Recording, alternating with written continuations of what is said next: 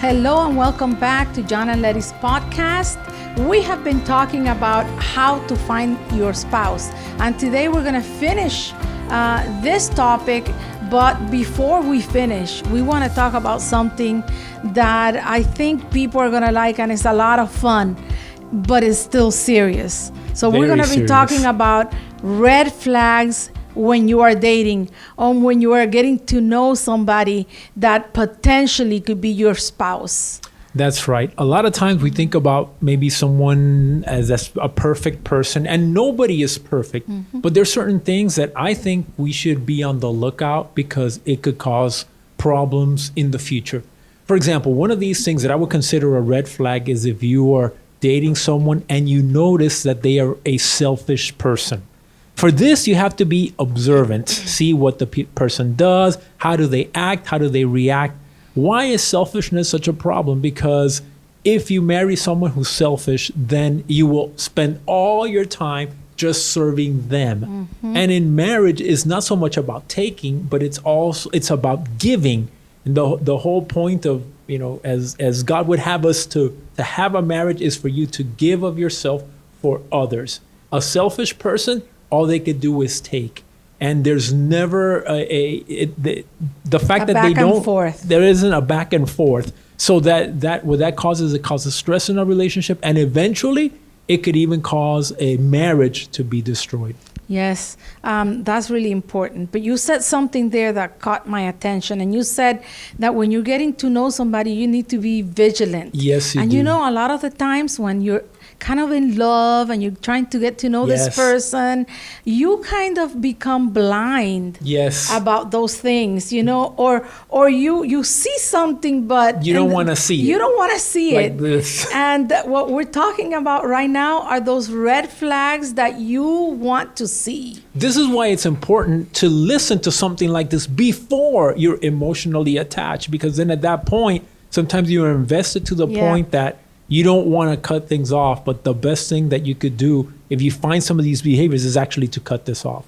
And yes, and what you were saying, talking about selfishness, and that is so important because the truth is that in marriage, you have to die for the other person. Yes. And if you start seeing signs in your potential future spouse that this person is selfish, is not willing to die for the other person, that is a big red flag. And by the way, when you mean die, you mean giving yourself sacrificially. Of course. We're talking about dying to self. Exactly. So the other one, Exactly. Just like, for example, I feel that after we got married and we had children, and especially after having children, we really learn what it is to die for other people. Right. We stop sleeping. We give them the best of everything, the best food, the best everything, and we really learn to die. A selfish person, a selfish person will, carry it out to the spouse, but also to the rest of the family. They want everybody to sacrifice for them. Yeah, and that's very dangerous. Yes. So what other red flag can you think of? Another one, it could be somebody who you find is manipulative or controlling. A lot of times this might have to do with jealousy. Yes. Someone who is so jealous that they just want to control you all the time, or that they try to manipulate you or other people, because whatever you see them doing to other people, they'll eventually do with you. When they try to control people, you have to do what I say when I say.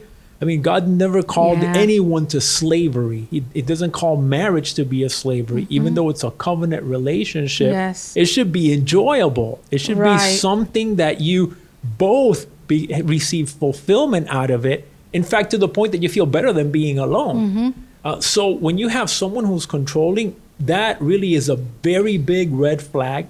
Ultimately, marriages are destroyed because of people who are controlling. I think that the red flag is so important because it could lead to really, really bad things. Yes. We see a lot of the times, and we have counseled a lot of people, and some people that are talking about spousal abuse and things like that. It starts with that type of thing. Starts with, jealousy, control, and it evolves to something worse. And we see a lot of the times that that's how abuse starts. So it's a very, very dangerous red flag. Yes. Another dangerous red flag, and we kind of have spoken about this throughout the series, is when there is disrespect. So you notice how a person treats others. Yes. Do they disrespect, say, beginning with their parents? Their parents. Do they disrespect people in general? Do they disrespect, because if they disrespect others, eventually they will cross a line and disrespect you. Right. And one of the key foundations of marriage is that there ought to be mutual respect for another. Yeah. And that's another dangerous red flag. Seeing disrespect to maybe the family and other people, it shows a lack of character and on the person. And you shouldn't put up with people disrespecting you before marriage, and you don't want to take it into marriage. That's a very big red flag. If you see it, you could be sure that in the marriage, it's not going to fix a person. They're actually just going to continue that behavior and get worse, because now they say, well, now I'm married. They feel like more freedom to be who they are. And it happens sometimes with men. I'm sorry to say that they say, oh, my wife has to respect me. But they don't think that I also have to respect or have respect for my wife. So like you were saying, it's both ways. Yes, it's both ways. And the other thing to be kind of aware is that respect is a big thing to a man. To feel respected is something that, men fight whenever they feel dishonored or disrespected. But again, being disrespectful goes both ways. A man should not disrespect his wife, and she also should not disrespect her husband, because you're going to have fights in the relationship, and of course, if it comes into a marriage, you're going to have problems in the marriage. Another problem is when you see people who have violent tendencies. Yes. You can see by the way they mistreat others, or they have anger issues. These are things that people should learn how to process in life. Look, we don't get everything we want.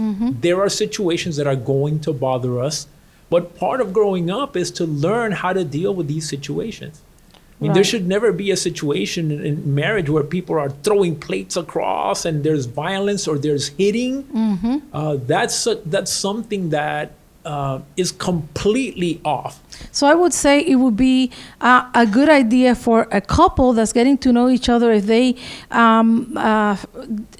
feel angry about something, to see how the other person deals with the situation and responds to anger, because it's a fact that we're going to get angry sometimes.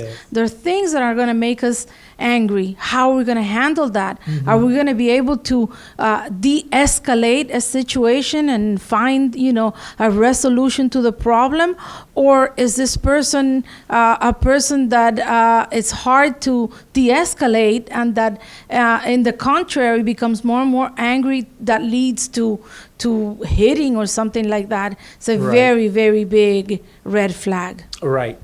And the best thing is, when you see these red flags, you have to be very careful, so that even if you start to get emotionally involved, you have to understand that this could be a deal breaker.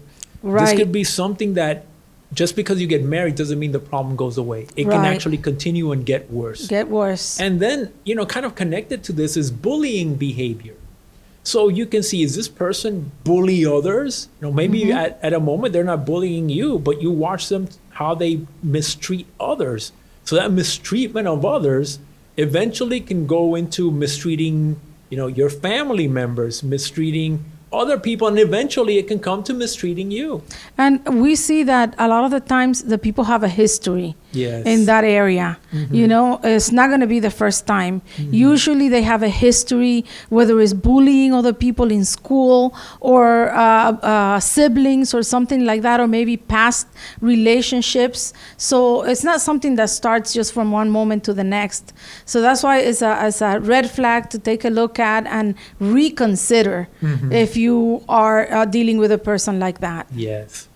Another thing that could be a red flag is someone who just continues to have a string of bad relationships. Yes. And in particular, I've known cases that people that have been married once, the divorce, married again, twice, then divorced, 3 times divorced. Well, kind of, if you've been divorced 3 or 4 times, the one common denominator is you. Yes. So That's a person with a problem. But you know, a lot of the times people think that they can fix the person, that this person did it with the past relationship, but it's not going to happen to me. Yes. That's the way people think. Yes. And that's a wrong way of thinking. That doesn't mean that there's no hope, because Right. there is hope. And when we submit to a process, especially if you're a Christian and God is involved and you could be restored and healed and God could do something. Yes. But if not, if the person has not gotten help, the past is a good, signal of how the future could be. Yes. Another red flag, something to consider, is we want to go to cover a lot of things. Yeah. One of them is addictions. Yes. People that can be addicted to, say, alcohol. Big problem today in society. People drink socially, but they think it's interesting or fun or for some reason to get drunk. But it's very easy for people to fall into, say, alcoholism. Yep. That is a major problem in many marriages and relationships, Yep. because that actually leads to many of the problems that we discussed. That we're talking about, anger and violence. Right, exactly. And other things. Irresponsibility, Yeah. other things. So then there's another one, which is, say, drugs. Also Yeah, addiction another to drugs. major red flag. But there are other things, like, say, even addiction to something like pornography is a bad thing. That's something that will affect your marriage and your sex life. So these are things, and when you have someone who's addicted, they really need help. And in fact, they don't just need natural help, they need spiritual help, because there are influences on their lives they can't break free. Right. And they really need something like the power of God to help them break free. A lot of programs are good and they're helpful, but there's something beyond that, because people keep falling back into their addictive behavior unless they can have an encounter with God that would truly deliver them. What happens is a lot of those things, what they have is like a spiritual root that hasn't been dealt with. Yes. And that's why cycles repeat themselves. So this will be a very important red flag to consider if a Yes. person has a problem with addiction, and that may be a lifelong issue Yes. in this marriage or in this Absolutely. family. It'll destroy the person, it'll destroy the family, it'll destroy their finances, it'll destroy everything in its wake. So, big red flag. Another one is people who are, let's say, irresponsible, or we can connect that to immature. Yes. There is irresponsibility as part of being immature. But sometimes that doesn't have to do with the age of a person. Correct. Because you can have a mature in age person that's immature in character. That's And right. you can have a young person that is That's right. mature in character. Yes. And even, as people are growing up, there's always some degree of immaturity because we're growing up. Yes. And so, I mean, we didn't know everything. Right. So some degree of immaturity is fine. But the thing is, you don't want someone that you have to either mother or father. Right. Someone who's so responsible. You have someone who's an adult. They don't want to work. They don't want to do anything. They don't care about paying the bills. Right. A person that's not constant. A person that's irresponsible with, things like that. Yes. Money, irresponsible Correct. with money. Correct. Irresponsible with, things that a normal adult person should be responsible for. Yeah. So this is like what you're saying. If you're not responsible for yourself, how can you be responsible in the relationship with another person? But Yep. if you're a person that you say, I pay my credit cards, I pay my bill, I work, I, take care of my house, I take care of all of these things that need to be, that's a responsible person. Responsible person. A person that's irresponsible and never breaks out of it, you can be immature, but eventually you come into maturity.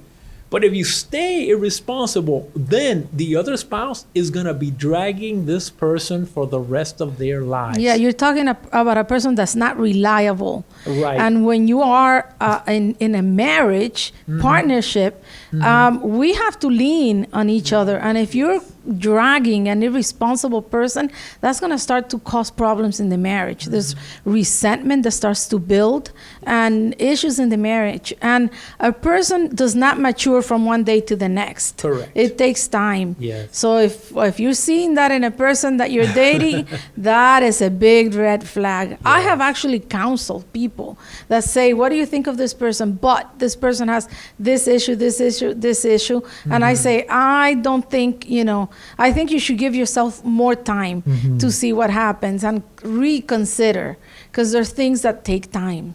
Yeah, and when we speak about irresponsible, there's one area that could cause great problem, which is irresponsibility in finances. The money, yeah. Because when people get married, now kind of the two are becoming one, and your poor background can lead to debt, which will then drag the marriage into a situation where instead of going forward, you're trying to dig out of a hole in order to go forward in life. So irresponsibility, and particularly irresponsibility in finances, not paying your bills, not taking responsibility, not holding a job, and we know that finances is one of the leading causes of divorce, at least in the United States. So it's a big issue, and it's a huge red flag for a person. Yes. And so I guess we're kind of getting close to wrapping this up, but I would say that one other thing to look at is family relationships. Oh, that's important. Because you marry, I put it this way, in life, you only choose one person. You never choose your parents, you don't choose your siblings, you don't choose your grandparents, you don't even choose your children. You only choose your spouse. And everybody else comes attached. Yes. So your in-laws come together with the package. However, there are blended families that you have people, and then there are children that come attached to this relationship. So how are you with family relationships? Do you have bad relationship with everybody? Can you get along with your in-laws? Right. Can you get along with others? That can cause a lot of problems. In particular, we get things like holidays, say when people try to get together. Holidays are supposed to be great time to pass. It shouldn't be a time to be tortured, tormented, or a time that you just want to avoid. Yeah. So being able to have good family relationships, I think, really connects. In our case, I think we can thank God. We thank God. I know that we have a great relationship with your parents, and you have a great relationship with my parents, and our families, and sister-in-laws, brother-in-laws. We have good relationship, and that really helps with our life, with our children, and in all areas. So you got to watch out. Why is someone continually having problems with people in their family? Yeah. Sometimes there are some legitimate reasons. Right. But you have to understand what are these reasons. And I guess another one, and I would say a final one, is something that we have kind of mentioned, which is people having different world views. Yes. But it's a very important one. Yes. And this is a reason why sometimes it's difficult for people from different cultures to come together. Different beliefs. Exactly. Yeah. They have a different worldview. I feel that culture, that could be conquered a little bit more. Yes. But, different core beliefs. Yes, exactly. That's what I'm trying to get to. That is what is difficult. Like if you have, that's why the Bible says not to, marry an unbeliever. And you shouldn't get together with a person that doesn't believe. And this person will not have the same values as you. This person will see the world completely in a different way. The things that are important to this person will not be the ones that are important to you. So I think that this is one of the biggest red flags. Yes. That if you're looking for a spouse and you are a believer, if you're a follower of Jesus, don't go with a person that from the world that doesn't follow Jesus. That's going to be a huge problem in your marriage. You're going to have totally different values. Correct. Different way of seeing the world. Correct. Different lifestyles. So that is a tremendous red flag. Yes, it is. Okay, so I think this list is enough to save people from a lot of different problems, a lot of toxic relationships, and hopefully it'll save a lot of people from entering into a relationship and eventually seeing that they can't keep it because of these kinds of things. Yeah. If the person doesn't change. Now, if someone is in a relationship like that, if the person that is exhibiting this behavior is willing to change, then things can be helped and things can improve. Right. But if the person is not willing to change, I think, unfortunately, it doesn't look good. It'll in be some a of tough these cases, relationship. they have to really rethink this, and maybe, this will not be a good candidate. We talked about having a person that will be adequate Yes. for you. Yes. This might not be a person that's adequate for you, so maybe you need to look somewhere else. Yes. But a person that maybe the issue is not that, difficult, and the person wants to change, there is hope. Mm-hmm. But it can't be, from one day to the next. Mm-hmm. You have to wait to see the fruits, really, Yes. of this person, what this person is exhibiting before Yes, going into a exactly. marriage commitment. Exactly. So you have to be Observant. in every situation, in the family, when you go out, Yes. when somebody cuts them off in traffic, Yeah. when things aren't going right, when things Yes. are going right, it's an opportunity to see someone. So I hope this has helped people. And if this has helped you, maybe you know someone who's Yeah. exhibiting these flags. Maybe it's not your relationship, but somebody else's. Go ahead and let them know, listen, these are red flags. Yes. You can go ahead and watch So this. basically, what we want to say is, don't let love blind you, or infatuation blind you. These are things that we need to look at and see what your next step will be to keep you from making a mistake that has to do with, a marriage covenant. So I hope this helped. Yes, if you like this video, go ahead and like, subscribe, send it to your friends, let other people know. If you have comments or questions, and I'm sure there are many other red flags that many of you know Yes. about, so feel free to comment and let us know. Thank you very much for being a part of this broadcast.